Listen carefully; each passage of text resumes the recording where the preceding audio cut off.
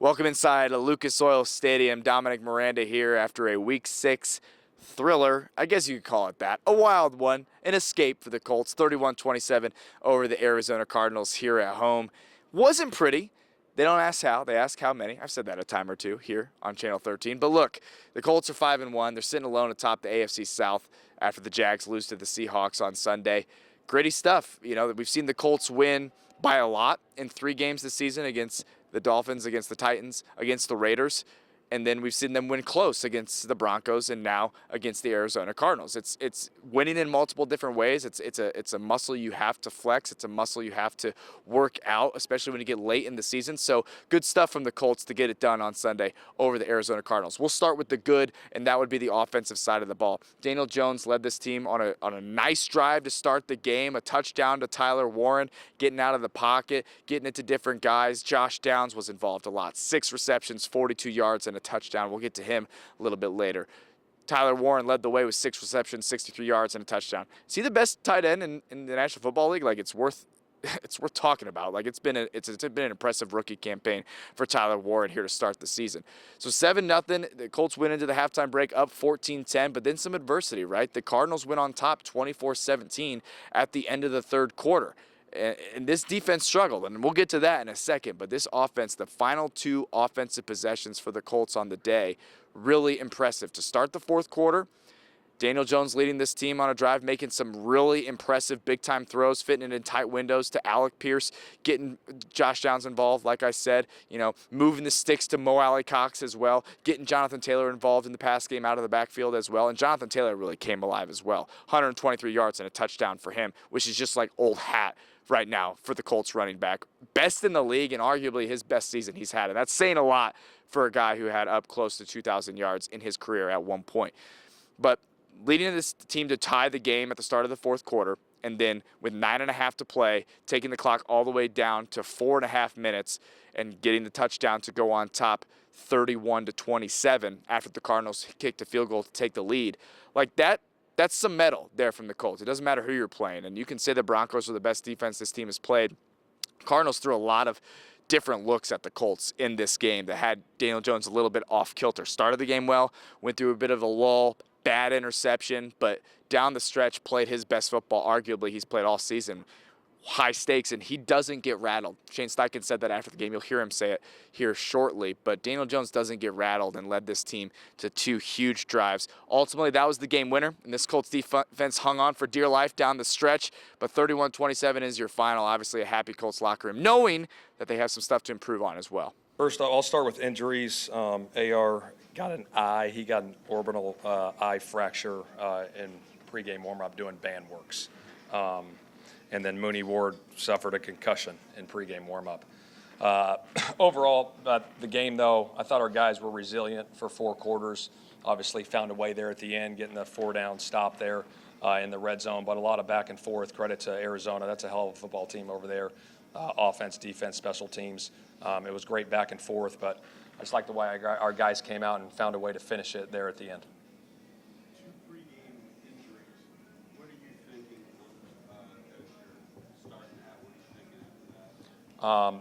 It was very interesting, to say the least.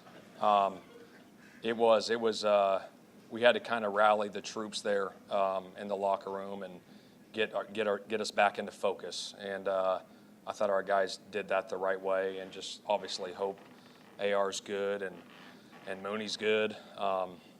It was just trying to get the guys back on focus. You said he had an orbital fracture. Did he have to go to the hospital? Yeah. Do you know what kind of timeline that normally is? I don't know. Shane, what can you say about some of the throws that Daniel was making down the stretch of that game, that drive to take the lead? It was huge. We had a couple of them. We had one with a little double move to Downs, and they went to a cloud, and he was talking about all week, hey, if they go to this coverage, I might snap around and rip this in cut there. And sure enough, he saw it pre-snap. He flipped, and he hit Alec right there on the end, which was a huge play to set up that touchdown drive. So he made, like I said, he made some big-time throws. I thought the guys all did a hell of a job, especially the O-line protecting, and Warren obviously had a big game. Downs had a big game. It was good. And then JT ran hard like he always does. And to finish it in a 4-minute situation with the ball in our hands and taking a victory knee there was awesome. Will Riley Leonard be your backup in the future? Yeah, right now he is. Right now, yeah. You know, we've had games play out different ways, you know, this season, and this one, you know, we knew was going to be a competitive game. They're a good football team and a good defense over there. So, yeah, it came down to the fourth quarter, and good to see us be able to execute in that situation, go down and score, and then great stop by the defense there at the end. Daniel, you mentioned earlier this week that this is an unconventional defense, a little bit with their looks and stuff. You know, what led you to trust everything so much on the last two drives?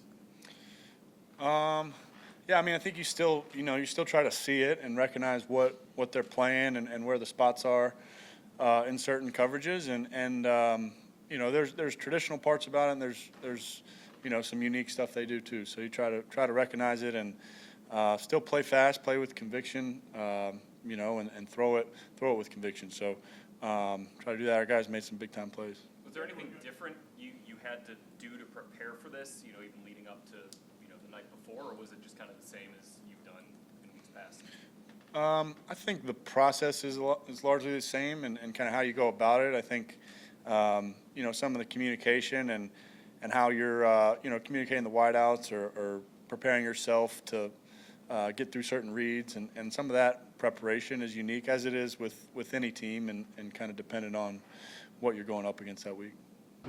Z just said that he thinks this is the best ball you're playing in your career. Would you agree with that? I definitely, you would like to think so. Every year you want to find a way to get a little bit better, 1% better every single day. So that cumulative effect every single year you step on the field, you want to be able to say, hey, I improved. There was one run where Quentin was basically in the end zone with you as you were getting close. How much has that line made such an impact for you? I mean, they do so much of the dirty work, play in and play out.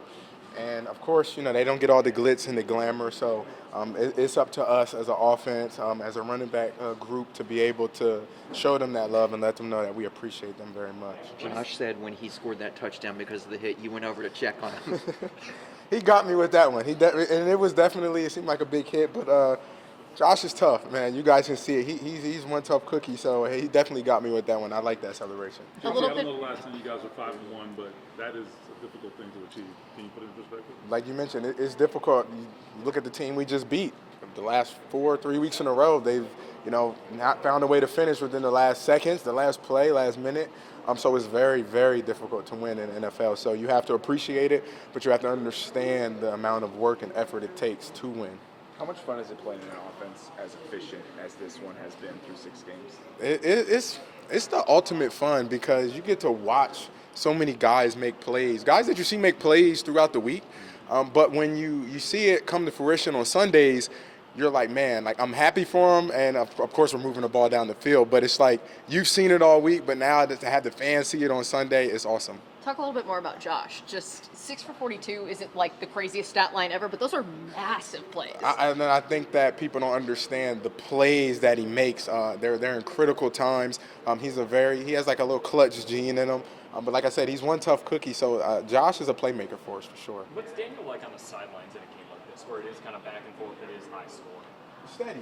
He's steady as a rock. He understands, like, hey, listen, next time we go out on the field, defense is going to do what they need to do. Next time we go out on the field, let's put a drive together, one play at a time. So he's steady. He doesn't get rattled. And I think that's what you need at the quarterback position, is someone, no matter the situation, whether we're up big or it's in a tight race, steady as a rock, because we know it's going to be one play at a time in order to get down there. Is this the weirdest pregame you've ever been through when you had your backup quarterback and starting corner go down in like pregame? Yeah, there was something in the air today. A little adversity hit, and it was a gut check. It was a gut check week. You know, you get those every now and then, and it's on us. It's on you as a team in order to come together, rally, and make sure that we can't let any distractions, we can't let any adversity steer us from our ultimate goal. Did you see what happened with AR, and were you No, I didn't. Aftermath of it? I was worried the aftermath, because I'm like, well, what happened? So I'm praying that everything is okay with him and Mooney. I mean, like I said, it was something weird in the air today, but it was on us to have those guys' backs and to be able to come out here and handle business. What does it mean to be leading the division 6 games into the season? It means a lot. It just puts a bigger target on your back, so it makes us understand we got to come out every single week ready to go. We're going to get everyone's best shot. You got this offense started not only with the touchdowns, but the plays that set it up. How do you describe the effort of this offense to put you in the situation, 3rd straight week for you with the touchdown? Yeah, it's been good. I think we played really well as an offense, and then to finish out in the 4-minute situation and end the game with the ball is, one of the best things, offense can do in that situation. So it was awesome to kind of end the game like that and do what we do in practice in the game and execute it correctly. This is an afternoon that was so physical. How much confidence did you have in your defense to close it out when you needed the most? Yeah, I mean, they've been making plays all day and all year, really. So it was, exciting to watch them out there. We had their back, and they had our back throughout the game, so it was awesome. You guys are now perfect at home. How important was it for this team, after having so many dominant victories over the course of the season, to kind of win one in this fashion? Yeah, I think it's however they come week to week is going to be, how the wins go, and we'll take them either way. But yeah, that was a good team, and it came down to the last play, really, so it was awesome. All the guys who got involved within this offense, who were integral in making plays, integral in scoring touchdowns for this offense, how do you describe the selflessness in particular of this offense? Yeah, I think it's when you have as many people as we do on our offense that can make plays, you kind of got to have guys that are selfless, and I think we have that all over the place, and it starts with the linemen and the skill guys, and Daniel spreading the ball around to everybody, so it's been awesome. I joked with Shane earlier this week. I asked if he just dreams up new ways to use you week in and week out, and he kind of laughed. He said, absolutely. He described you as a Swiss Army knife because of all the different things you can do. How much do you embrace that ability and the fact your head coach can rely on you in that fashion? Yeah, it's fun. I think that's what's fun about playing tight end is you get to do a little bit of everything, and I just kind of look at it as my job from play to play and make sure I'm doing it the best I can, when the plays get called like that. Tyler, I know we ask you this every single week, but your comfort level, finding the end zone again, how does that keep growing week in and week out? Yeah, I think it just goes back to practice and getting the reps and trusting the guys around me and making sure they can trust me and proving that to them each week, so it's been good. One of those guys, Josh Downs, found the end zone for the first time this year. How happy were you to see that, and just what's the impact he's had on you? Yeah, he's awesome. I think for our offense, he does, opens up a lot and he can do a lot of different things. And also, it's surprising that he hadn't gotten in the end zone right because he's such a good player. But I was happy to see him get in there, and that was a big play in the heat of the game and the situation we're in. So that was awesome. What does it mean to be 5-1 and lead this division now 6 games into the season? It's awesome. Just taking it, 1 week at a time and enjoy this one for a few more hours and then get back to work next week and keep working. Comfort level playing at SoFi again? Yeah, it's the same stadium, right? Yeah, so that'll be nice. We've been there before, but different teams, so can't do this so much. What can you say about some of the throws Daniel was making down the stretch of this game and that last drive in particular, just fitting in some tight windows and ultimately the game-winning drive? Yeah, I think that kind of speaks to the offense as a whole and how we're operating, right? He knows where the guys are supposed to be, and we know where we're supposed to be at, so he can play those tight windows, know where the guys are going to be, and I think that's just trust over time. So for you guys to stay perfect at home, this environment, how much confidence did you have in your defense to close it out? Yeah, I knew they were going to step up. They did. When it mattered, they got to stop in the red zone, and they allowed us to go out there and finish the game, put the ball in our best players' hands, and he got a first down and close it out. There have been so many different guys who have taken advantage of opportunities, so many guys who scored. I am, Reg. Yeah, how excited was Reggie for you to get back in the end zone today? Nah, Reggie's a great coach. He's always, even when we do good, he's still like, you need to do this better. So we had came off the field and he was like, you need to run. Like we had ran a couple plays before. He's like, you got to run this route better. And I was like, appreciate that. But nah, Reggie, great coach. He was excited for us. Can you take me through the emotion after the touchdown, the celebration, and then the reaction on the sideline? Because everybody was coming over to hype you up. Yeah, no, I got hit, so I was a little sore, but then I kind of like faked it. And JT was like, bro, you good? And then I started dancing, and JT was like, oh, snap. So it was cool. For Daniel Jones to be able to spread the ball around this offense, it seems like each and every guy has been so selfless.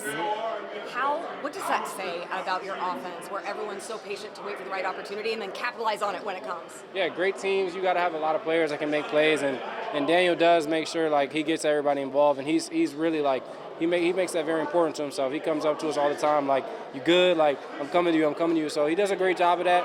And like I said, when you have a lot of good players, when your time comes, you do got to cash in. Josh, speaking of Daniel, that chemistry that you've had with him the last couple of weeks in particular, how is that growing? Just great quarterback, makes it easy on me, and then coaches putting us in great positions. God coming through, allowing those opportunities to flourish. Guys like Tyler Warren, does that open things up for you a little bit on the field? Oh yeah, now he was already established, but now he's like, teams are really like preparing for him like a lot. So it helps us, and then we help him. They got to play everything straight up. You guys are 5-1, sitting alone, top of the AFC South. Just what can you say about this team winning in different ways these first 6 weeks and just through 6 weeks of the season? What are you feeling? Yeah, just the work we put in the off season, and then the work we put in every week. Showing today, coach doing a great job, keeping us disciplined, keeping us motivated. I mean, it's showing. I know there's a sense of relief getting that first touchdown. You're a team first guy, but how cool is that to get that one out of the way this season? Yeah, no, it's great. I'm excited to get in the end zone. I want to get many more. I was going to say, when there's such an efficient offense and there's so many people scoring, what does it mean to be able to get back in the mix and be able to just really be a part of that? Yeah, it's great. Just being involved. I mean, like my role, like just making big plays on third down, but got in the end zone today, and I was happy.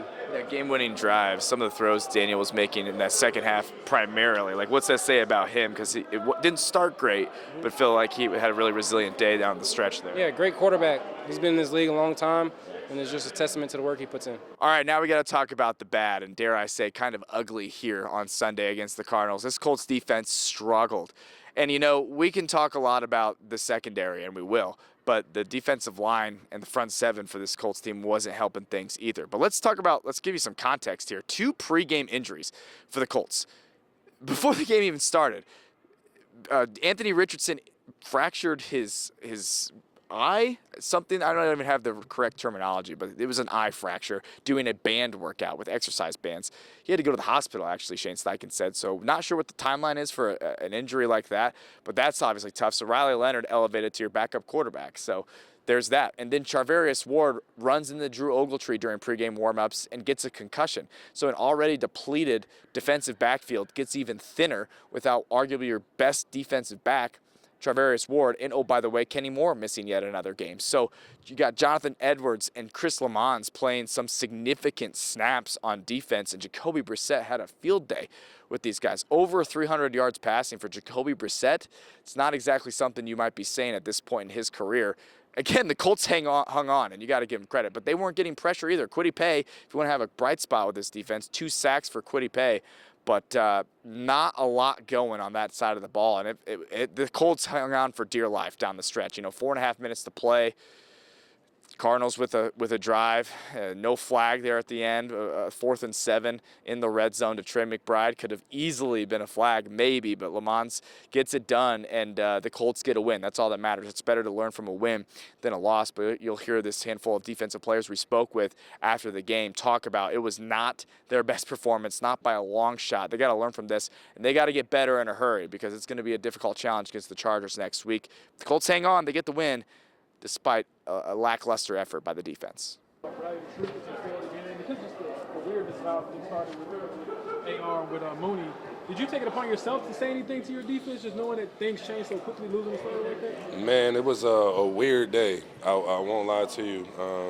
Losing 2 guys that you depend on. Anthony. We depend on him. In a pinch. So, and obviously Mooney. Losing those guys pregame was tough. I think, it got to a certain point where in a locker room, you're seeing guys just whispering about what happened and what's going on to the point where you're like, hey, we got a job to do.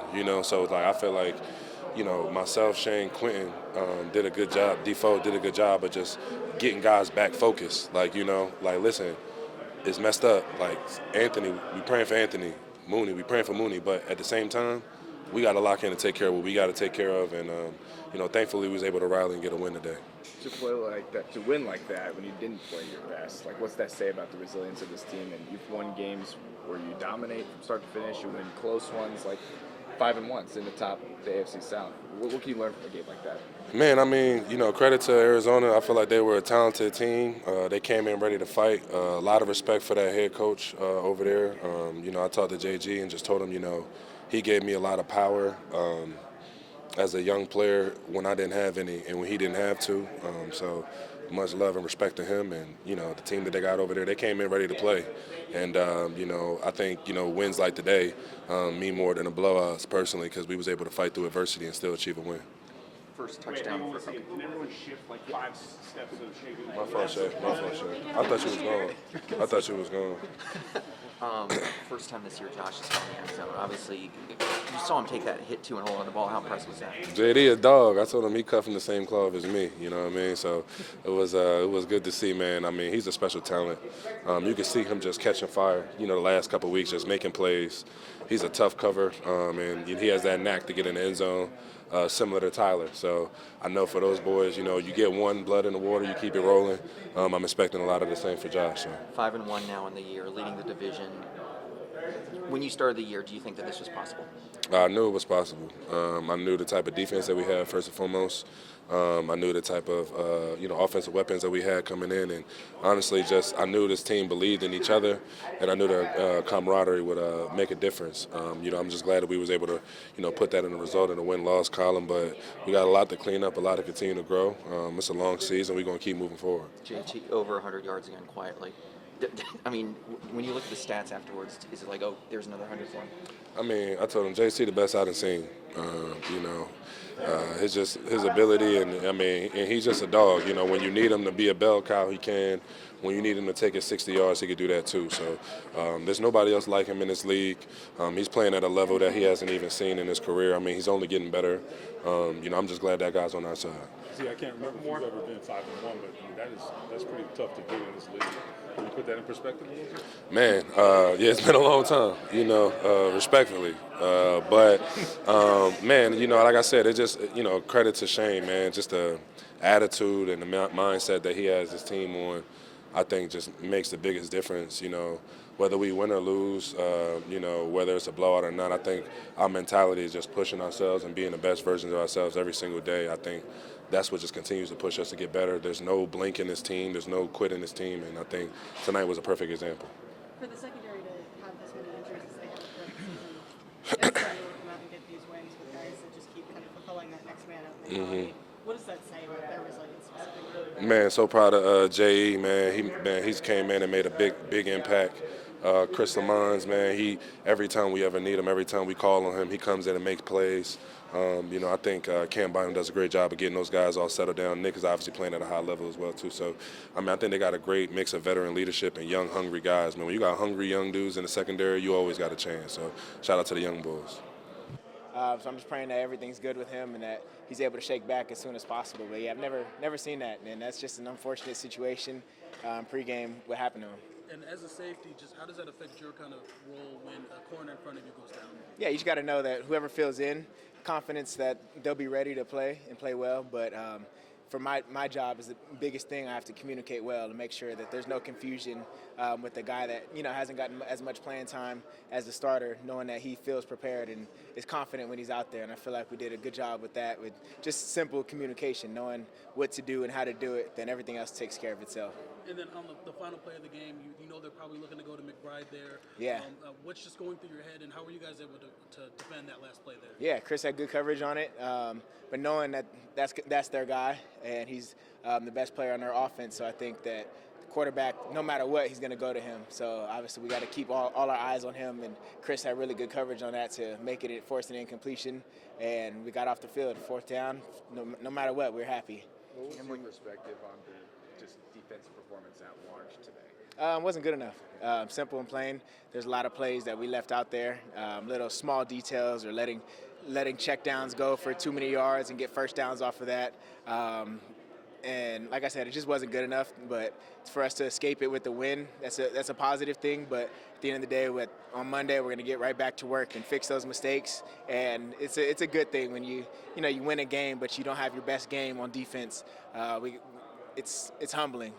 So we know that we got a lot of work to do. We have a good team that we're going to be able to play next week, another opportunity to see where we stand with another really good team in this league. Were you there when the Mooney situation happened, and just how crazy was that to start your day? Yeah, I was still out there on the field, so I didn't see the collision, but for whatever happened, I just saw him on the floor, and I just felt bad for him, like simple and plain. Like I didn't know exactly what happened, but it was scary just seeing one of my brothers go down like that and not be able to play. So I'm just praying that he's okay.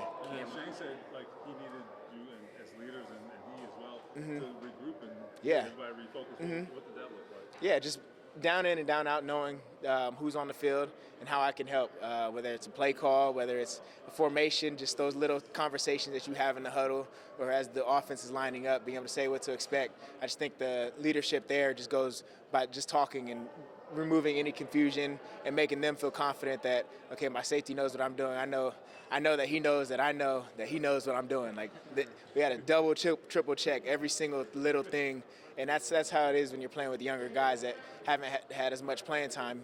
You want to make them feel confident, and if they know what they're doing, then they can play confident. Can you find a way to win without your best stuff? What that says about just the group that you have, and obviously like what you're still reaching for. Yeah, like you said, it wasn't our best game at all, but we found a way to win. And especially with a lot of guys out, next man up is always going to be the most real phrase in the NFL, because everybody has to be prepared to play. So being able to do what we did and escape the game with the win, really ugly game for us, especially speaking on defense. But to have a full team performance and offense go down and score like they did when we needed them to score, Mekhi getting an interception, us getting a red zone stop on the last play of the game, like all that goes to show our potential. But we can't play with it like that as far as getting down to letting them get to the red zone and that's it coming down to the last play. We don't want to have to play that type of football, but now we know that we can if we have to. Cam. Great. Better question. How are you doing? Doing pretty good. I'm on tour right now, so I can't feel much. So I think tomorrow I'm going to feel it. Quiddy, with Arizona having the opportunity late, you know how tough of a guy Jacoby Brissett is to bring down. Yeah. Take me through the opportunity that you saw to get pressure on him when your team needed it most. Honestly, I feel like he saw Buck the most, and he kind of stopped in his tracks, and I was just retreating, just applying pressure, and I was able to grab the sack.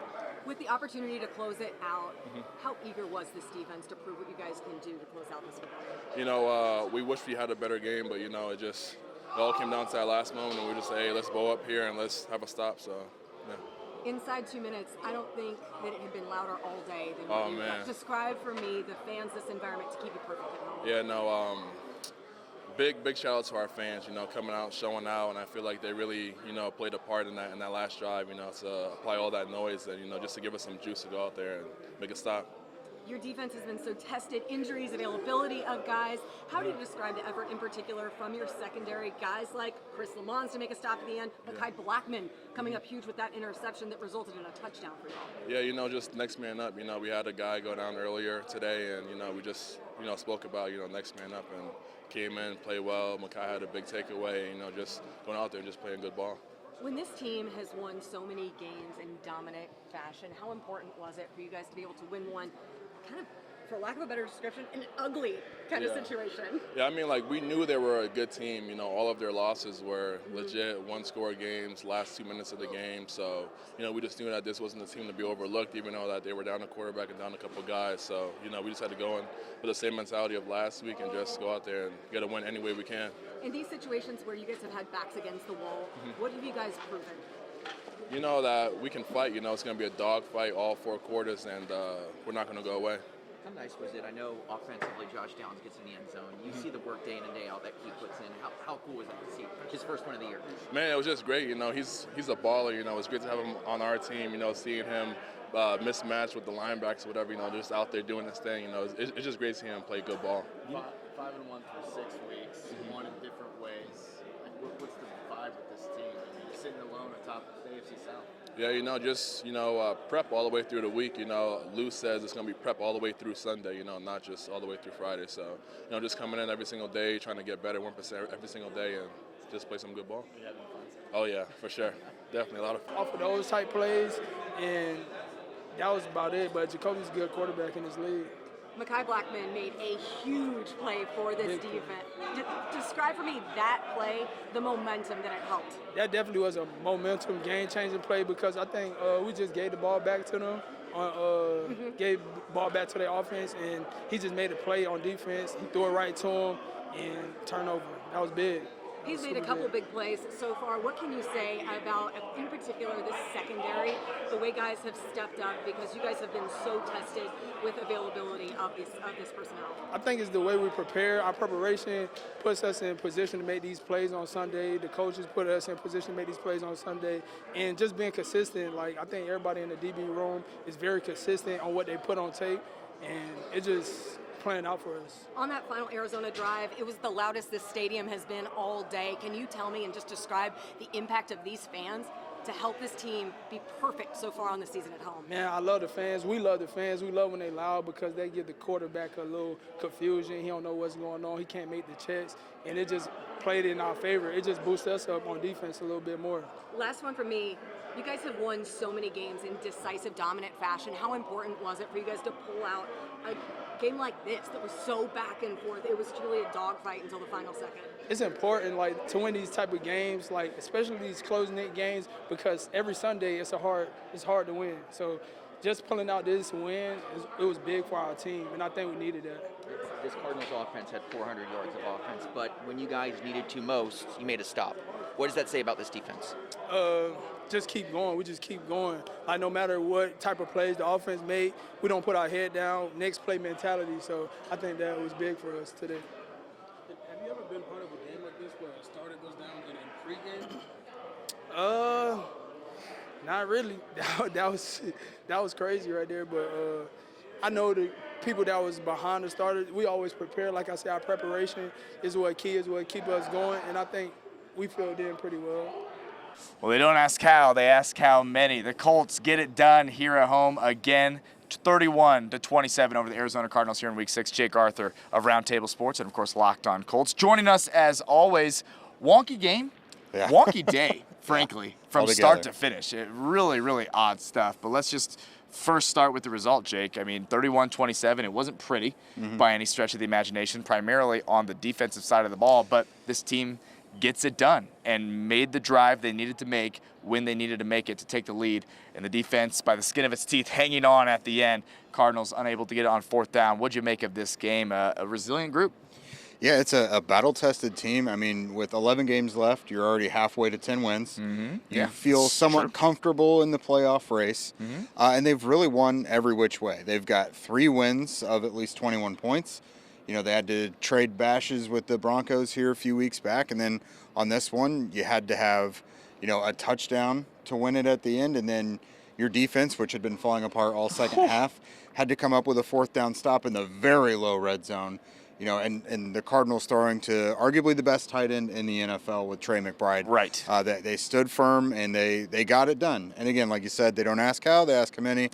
It doesn't matter if it's ugly. A win is a win. A win is a win. 5-1 are the Colts now on the season, just as we predicted and said all offseason long that the Colts would be. That's why we're correct on everything. Anyway, so to some context here. Before the game, we get word that Anthony Richardson is inactive.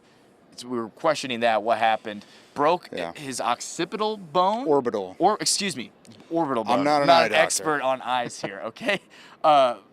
Doing a band exercise pre-game warm-up, so hopefully he's okay. Don't know what the timetable on a return is for that. A.D. Mitchell was inactive. I'm assuming that's more punishment-related. Healthy scratch. With Alec Pierce available in this game finally. Right, that's true. You get the feeling they probably would have done that last week. He didn't come in until the fourth quarter when it was in the bag. So, yeah, they probably finally doing what they were going to do last week. Yeah, no question. Okay, but then Charvarius Ward during warm-ups running into Drew Ogletree and getting a concussion. I mean, you just can't script it, make it up. A secondary that's already beat up.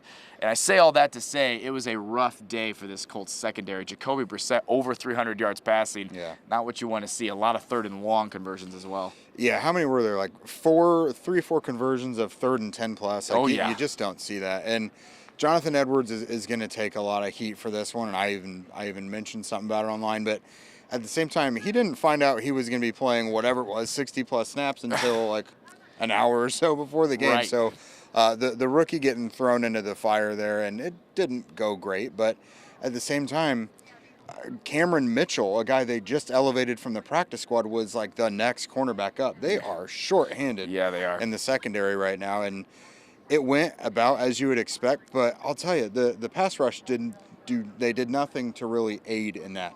They came up with some blitzes and stuff when they needed to have it, but the 4-man rush was non-existent. Just wasn't getting home. Yeah, and wasn't getting pressure. Right, and we can just tell it's going to be like this with the secondary throughout the year. Yeah. And if you're going to be that thin, you have got to get pressure up front. They got to figure something out. Yeah, and to play like that and win at least is a positive, right? Because I don't foresee that getting better until guys get healthy, basically. Sure. So we're kind of at the mercy of people's health here down the stretch. Okay, but I got to talk about Daniel Jones here down the stretch of this game. I mean, to begin this game, maybe not his best. After that first drive, bit of a lull. Yeah. But then in the second half, it felt like he was very resilient. And, man, he fit in some throws.